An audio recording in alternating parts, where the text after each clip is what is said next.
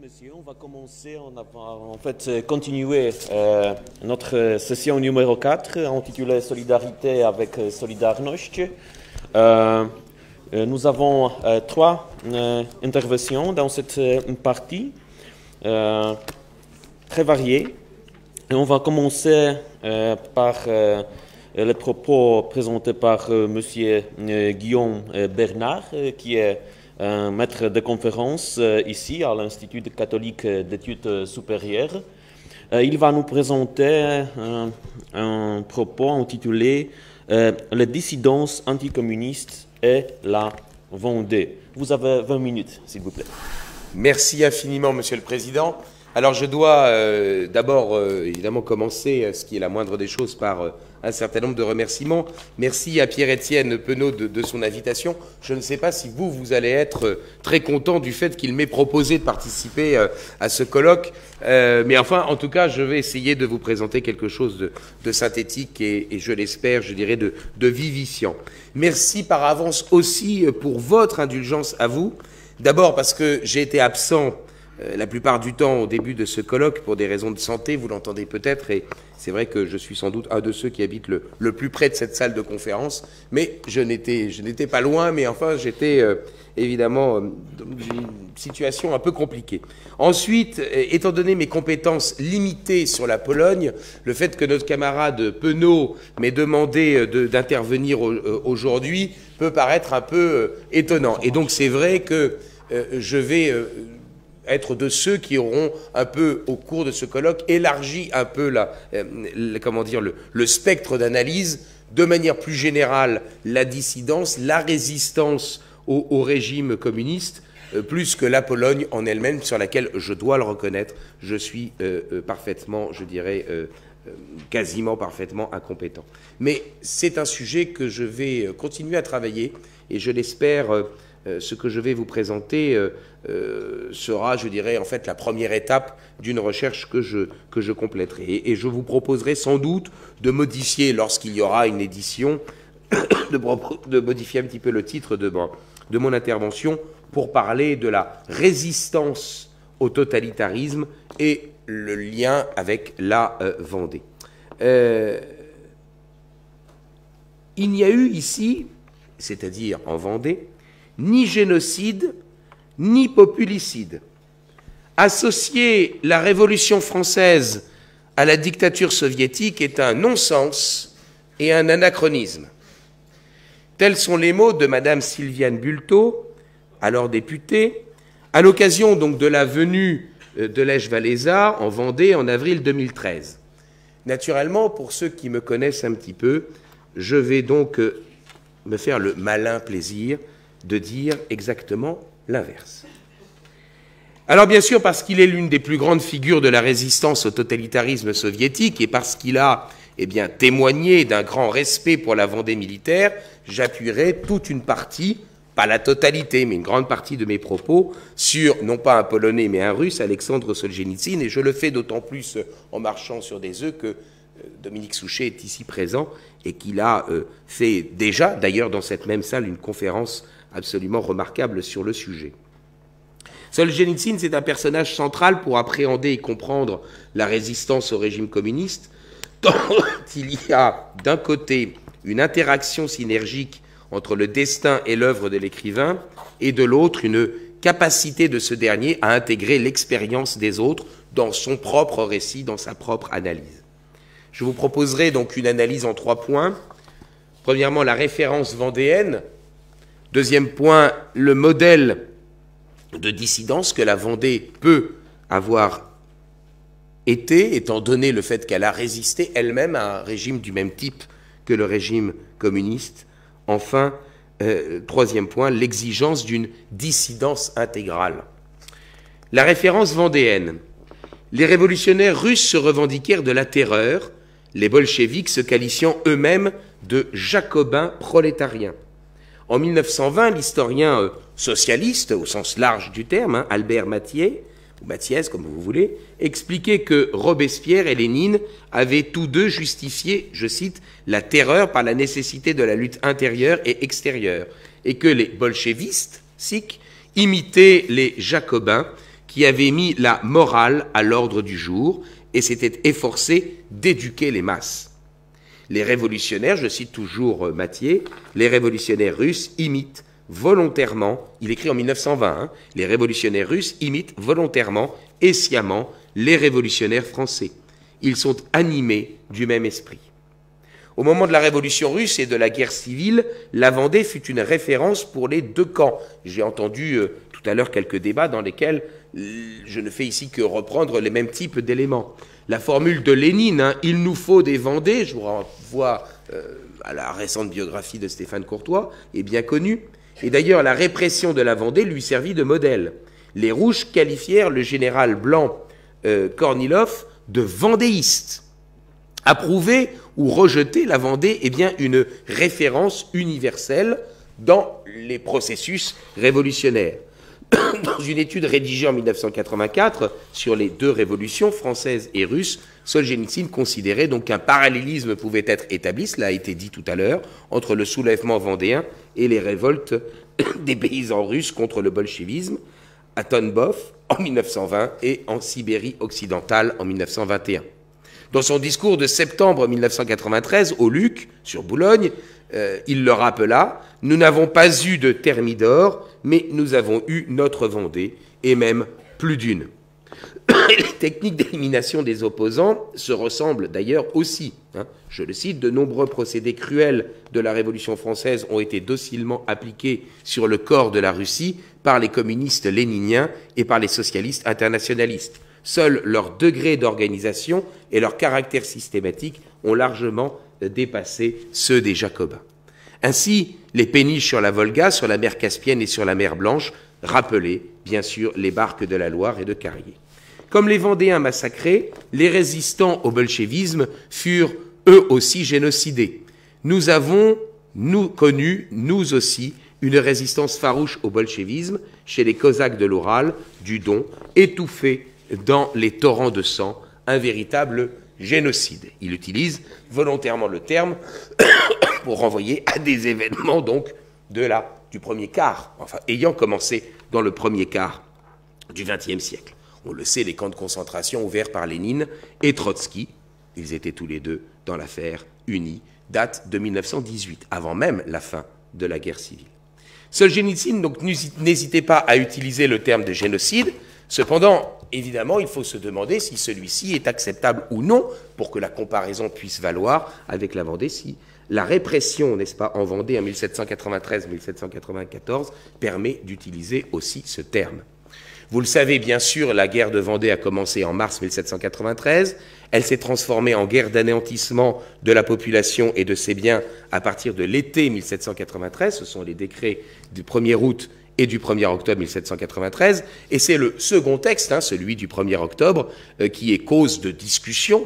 L'extermination des brigands, je cite, visait-elle uniquement les personnes prises les armes à la main, ou concernait-elle tous les habitants, y compris les enfants, les femmes et les vieillards, qui, quelques semaines auparavant, selon les dispositions, n'est-ce pas, de l'article 8 du texte du 1er août, devaient être protégés. Pour un contemporain des événements, et naturellement il est utile de le citer puisqu'il est considéré par certains comme étant le père du communisme ou l'un des pères du communisme, eh bien pour un contemporain des événements, Gracchus Babeuf, il ne faisait en 1794 aucun doute que c'était bien, je cite, toute la Vendée qui était visée par les dispositions légales. Il n'était pas dit de recevoir à conversion, d'admettre au giron de la République, je le cite, il n'était point dit de recevoir à conversion, d'admettre au giron de la République quiconque aurait mis bas les armes et serait venu s'y présenter. Non, il était prescrit de tout tuer, tout brûler. Personne n'était plus censé, ne pouvait plus être cru fidèle ou coupable de se rendre dans ce pays déclaré en rébellion. Je cite également, Carrier a eu raison, je passerai un certain nombre de citations, mais enfin celles-là valent la peine quand même.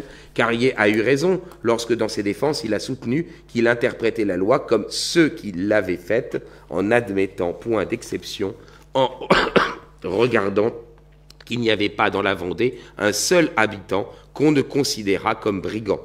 Ce fut bien la destruction totale de la Vendée qu'Antoine Merlin de Thionville défendit à la Convention en novembre 1793.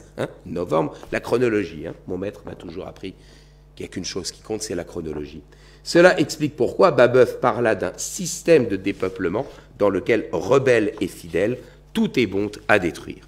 Cette interprétation fut reprise par l'anarcho-communiste Pierre Kropotkin. Là encore une fois, je pense que ces auteurs-là sont intéressants pour la comparaison avec le système communiste.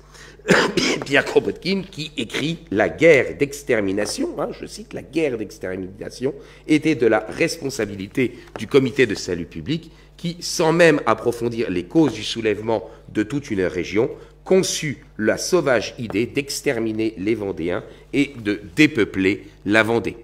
Est-il encore permis d'en douter quand on sait que les brigands exterminés furent qualifiés le 12 décembre 1793, encore une fois avant les colonnes infernales, n'est-ce pas, de race impure par Jacques-Nicolas Billaud de Varenne et Bertrand Barrère. Alors que l'armée catholique et royale a été entièrement détruite à Savenay, donc à la fin de décembre 1793, et que le risque militaire aux frontières était jugulé, le plan mis au point en janvier 1794 par le général Louis-Marie Turreau, si mes intentions sont bien secondées, il n'existera plus dans la Vendée sous 15 jours ni maison, ni subsistance, ni armes, ni habitants que ceux qui auront échappé aux plus scrupuleuses perquisitions. Donc le plan fut explicitement approuvé par le comité de salut public, par l'entremise de Lazare Carnot, dans une lettre du 6 février 1794. Comme quoi il s'en passe des choses le 6 février, je pense bien sûr à la déclaration de Jules Grévy, naturellement. Le 23 juillet suivant, bon, ça fait rire comme moi, c'est pas grave. Le 23 juillet suivant, le comité de salut public n'hésita pas à écrire aux conventionnels, aux représentants du peuple près l'armée de l'Ouest, les femmes, les enfants et les vieillards, les individus entraînés par la violence, ne méritent pas sans doute le même sort que les monstres qui ont ourdi la révolte, qu'ils l'ont servi de leur volonté comme de leurs bras, et l'on pourrait prendre à leur égard des mesures de sûreté moins rigoureuses. Mais ce serait abandonner le pays aux horreurs d'une guerre nouvelle. Sur le terrain, les instructions du général Turreau ont été traduites sans ambiguïté, par exemple par le général Louis Grignon, dans ses ordres de marche à sa colonne infernale. Il peut y avoir quelques patriotes dans le pays, mais c'est égal, il faut tout sacrifier. Je vous passe d'autres choses, les ordres de Faucastel, etc., etc. Ce mot, évidemment, vous le savez, de génocide, il n'existait pas à l'époque. Babeuf a proposé celui de populicide, le terme de génocide ayant été inventé, vous le savez, par Raphaël Lemkin en 1943-1944, et il est défini comme la conception ou la réalisation et ou la complicité, tant dans la conception que la réalisation de l'extermination partielle ou totale d'un groupe humain, de groupe ethnique ou racial, ou religieux, ou politique.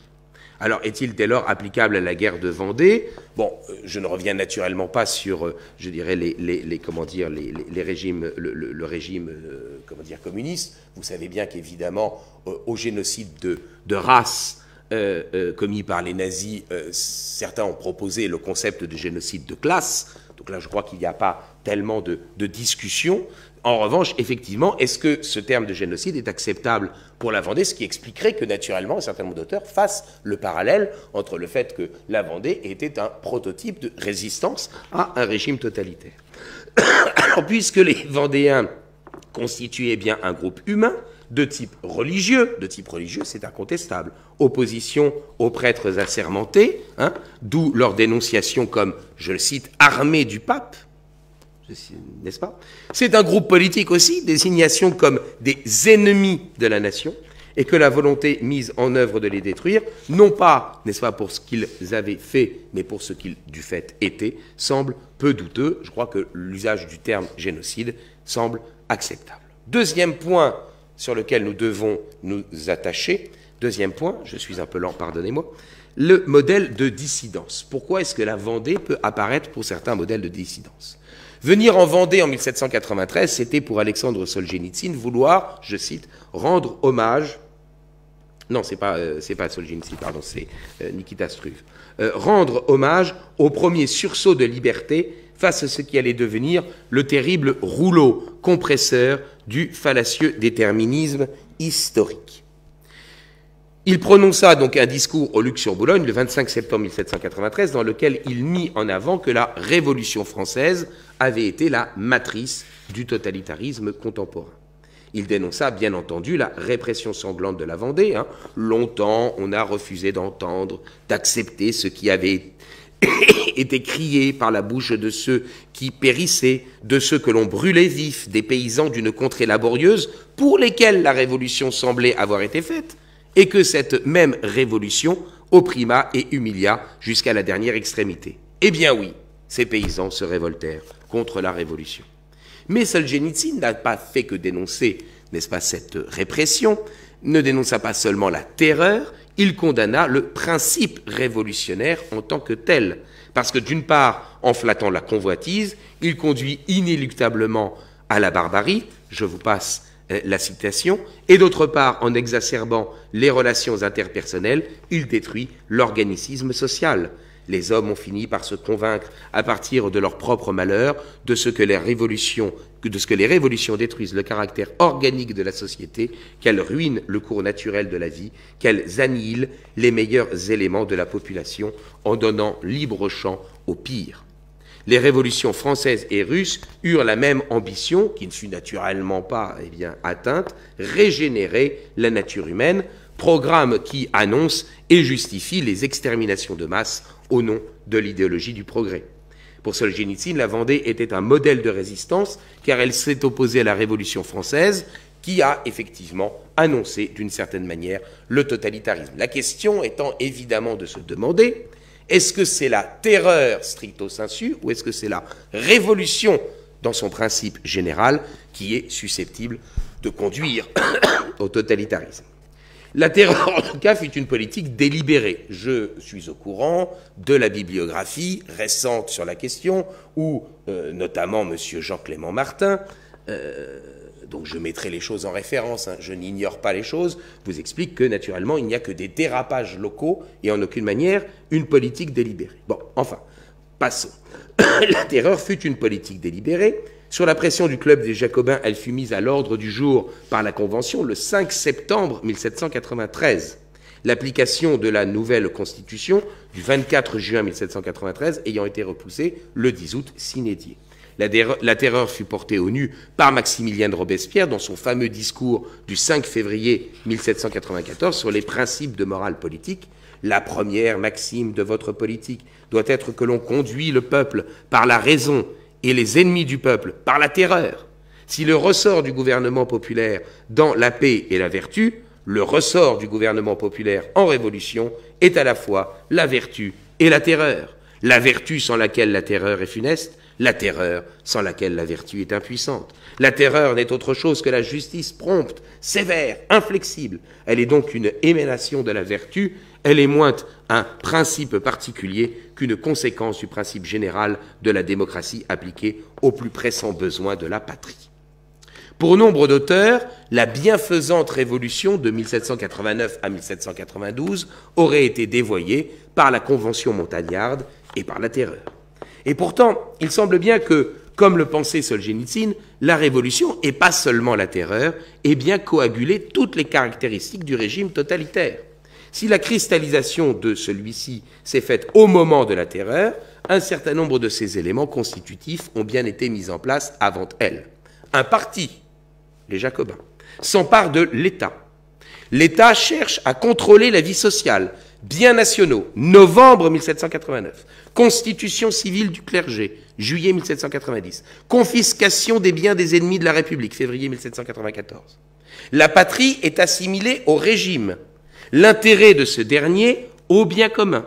Les dispositions législatives votées le 5 juillet 1792 sur la patrie en danger, c'est-à-dire lorsque les sûretés intérieures ou extérieures de l'État sont menacées, prévoyaient par exemple que toute cocarde autre que celle aux 3 couleurs nationales était un signe de rébellion. Cela permettait de rallier ou d'intimider les tièdes. Les ennemis du régime, quant à eux, devaient être férocement combattus. Georges Danton, n'est-ce pas, eh bien, les avait, en novembre 1792, définis en ces termes: classe ennemie de toute liberté, de toute égalité, de toute constitution, et digne de tous les maux dont elle a accablé, dont elle voudrait encore accabler la nation. Celle-là, je ne veux point lui parler, je ne veux que la combattre à outrance jusqu'à la mort. La loi du 19 mars 1793 mit, je cite, hors la loi, et donc de la protection du droit commun, ceux qui prendraient part à des révoltes ou émeutes contre-révolutionnaires. Ceux qui seraient pris les armes à la main devaient être punis de mort, mais aussi ceux qui arboreraient un autre signe de rébellion, comme la cocarde blanche. Le régime rejette l'héritage civilisationnel traditionnel pour construire une société nouvelle. Il met donc en place une idéologie globalisante, rationalisme, droit de l'homme, culte de l'être suprême, et utilise pour l'imposer soit la force judiciaire, loi des suspects du 17 septembre 1793, loi de Prairial du 10 juin 1794, qui accentue la terreur en réorganisant le tribunal révolutionnaire. Donc soit, effectivement, la force judiciaire, soit l'extermination militaire des ennemis, les colonnes infernales, par exemple, de janvier à mai 1794. La réticence à considérer la Révolution comme un épisode totalitaire vient de l'incapacité psychologique et de l'impossibilité idéologique de voir dans les droits de l'homme supposés être la garantie contre le totalitarisme, ce que nous avons constaté ou envisagé au XXe siècle. C'est dans l'incapacité de voir dans les droits de l'homme une doctrine possiblement criminelle. Or, les régimes totalitaires du XXe siècle ont bien illustré la possibilité d'exclure de la protection des droits de l'homme ceux qui sont considérés comme des sous-hommes, voire des non-hommes. De même, qui dit droit attribut de l'homme permet de ne pas reconnaître de droit à ceux qui sont en l'existence du contrat social. Dans une logique très rousseauiste, Louis-Antoine de Saint-Just ne considérait-il pas, en février 1794, que ce qui constitue une république, c'est la destruction totale de tout ce qui lui est opposé. Il ne faisait que reprendre la position exprimée dans un décret du 20 avril 1793. La Convention déclare qu'appuyée sur les vertus du peuple français, elle fera triompher la République démocratique et punira sans pitié ses ennemis. Avoir subi et avoir combattu le communisme conduisit donc Solzhenitsyn à avoir de la sympathie pour la Vendée. Quand Solzhenitsyn rendit hommage aux martyrs de la Vendée, il procéda à un acte d'inclusion du sacrifice des Vendéens, non pas seulement dans l'histoire nationale, mais dans l'histoire universelle. Je cite ici Dominique Souchet. Cependant, combattre le communisme ne signifiait pas pour autant se rendre à son adversaire. Le discours des Luc doit donc être lu sans oublier celui de Harvard de juin 1978, l'un et l'autre étant, me semble-t-il, complémentaires. Je n'aurai peut-être pas le temps de tout développer, mais je vais le dire rapidement. L'exigence, c'est le troisième et dernier point, d'une dissidence intégrale. Expulsé du RSS en 1974, Solzhenitsyn n'hésita pas à dénoncer, dès 1978, les dysfonctionnements de la société occidentale, parmi lesquels il mit en avant l'égocentrisme, le matérialisme et le positivisme juridique. Certes, contrairement au régime soviétique, l'indépendance de l'individu à l'égard de nombreuses formes de pression étatique a été garantie, mais la personne n'en est pas moins asservie par le matérialisme, le désir permanent de posséder toujours plus. L'harmonie de la société est supposée reposer sur la reconnaissance réciproque des droits des personnes, individuelles et collectives, mais justement, ce positivisme juridique a des conséquences. D'une part, l'oubli du bien commun, qui est à la fois le bien de chacune des parties et le bien du tout. Je vous passe la citation, vous la retrouverez à l'écrit. Et puis, d'autre part, l'évacuation de la question de la légitimité, qui surpasse celle de la légalité. Si quelqu'un se place du point de vue légal, plus rien ne peut lui être opposé. Nul ne lui rappellera que cela pourrait n'être pas moins illégitime. Impensable de parler de contrainte ou de renonciation à ses droits, ni de demander de sacrifices ou de gestes désintéressés, cela paraîtrait absurde. On n'entend pour ainsi dire, jamais parler de retenue volontaire. Chacun lutte pour étendre ses droits jusqu'aux extrêmes limites des cadres légaux.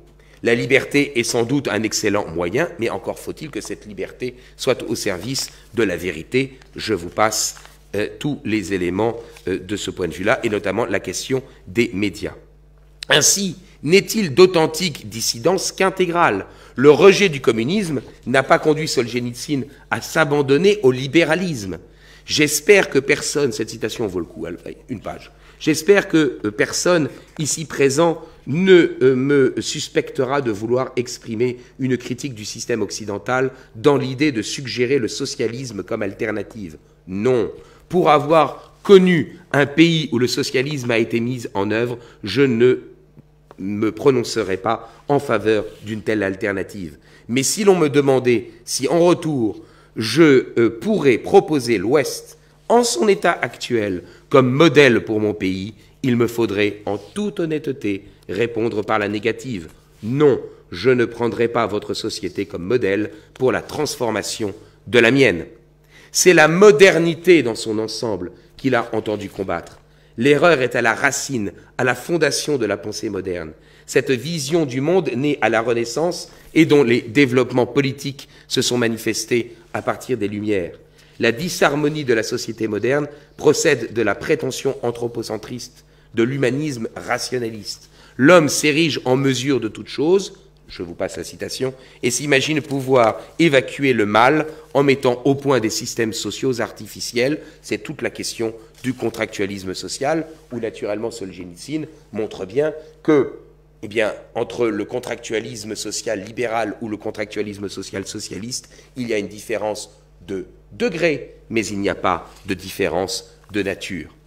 Et donc, par conséquent, c'est le matérialisme désastreux pour la vie intérieure qu'il dénonce. C'est en cela, je crois, et c'est là où on atteint, je crois, le paroxysme de la question, c'est en cela que la Vendée qui s'est aussi bien opposée à l'individualisme, les biens nationaux, qu'elle s'est opposée au collectivisme, la constitution civile du clergé, c'est en cela que la Vendée est anti-moderne, et c'est en cela qu'elle a incarné d'une certaine manière, pour un homme comme Solzhenitsyn, la dissidence intégrale, encore que lui-même n'appréciait pas nécessairement ce terme. Et je conclurai simplement par une allusion, je n'ai pas le temps de le développer, mais je le mettrai à l'écrit. Vous savez bien que, de passage en Vendée, en août 2017, le cardinal Robert Sarrat a rendu bien sûr un hommage au courage des Vendéens, à leur sacrifice, mais il est également allé beaucoup plus loin en mettant en avant le fait qu'il y avait une défense de l'ordre naturel des choses à promouvoir, à s'opposer au totalitarisme, qu'il s'agisse du totalitarisme matérialiste, face à la dictature du relativisme, face au terrorisme de la pensée, qui à nouveau veut arracher Dieu du cœur des enfants, etc., etc., au totalitarisme de l'islamisme, bien sûr, l'autre version actuelle, je dirais, de cette hydre, et en particulier, cette résistance pour défendre, et je crois que c'est une chose qui est assez intéressante, en tout cas, je rappelle ses propos, le fait que, parmi les corps sociaux, la famille est sans doute celle qui est, je dirais, le corps social le plus susceptible d'être en danger en raison, je dirais, de l'état de notre société. Et je trouve que la formule est intéressante et elle est particulièrement dans le sujet. Les familles sont devenues comme autant de Vendées à exterminer. On planifie méthodiquement leur disparition comme autrefois celle de la Vendée. Et le cardinal concluait, et ce sera ma propre conclusion, que tout chrétien est virtuellement un Vendéen. C'est cela la dissidence intégrale. Je vous remercie.